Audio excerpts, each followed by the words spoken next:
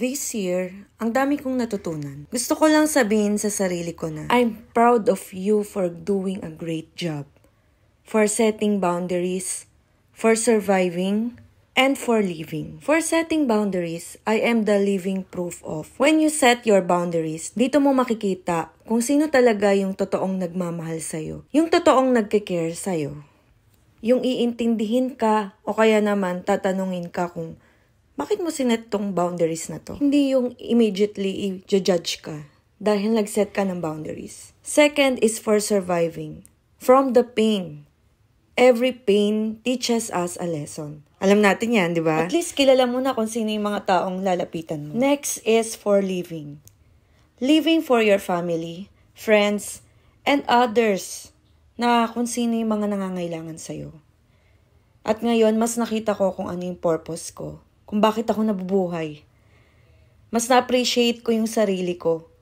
Kung bakit ako ganito, kung ano yung mga strengths ko. Naniniwala ko na yung strength na binigay sa akin ni Lord is yung to speak. Magkwento ng life experiences ko. May makikinig man o hindi. I personally believe that we learn from other people's experiences and even mistakes. May hindi man agree. Pero some people learn from what I share. At isa pa, I appreciate myself kasi ang sipag mo in your very own way. Hindi man to na-appreciate ng iba. Pero ikaw, na-appreciate mo yung sarili mo. Ox na yun, di ba? Para in times na walang nakaka-appreciate sa'yo, at least na-appreciate mo yung sarili mo.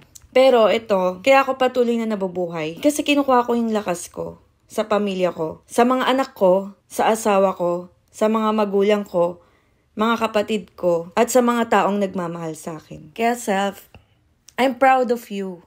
Ngayon ka pa ba susuko?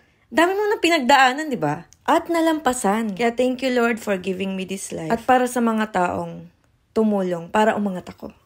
Thank you!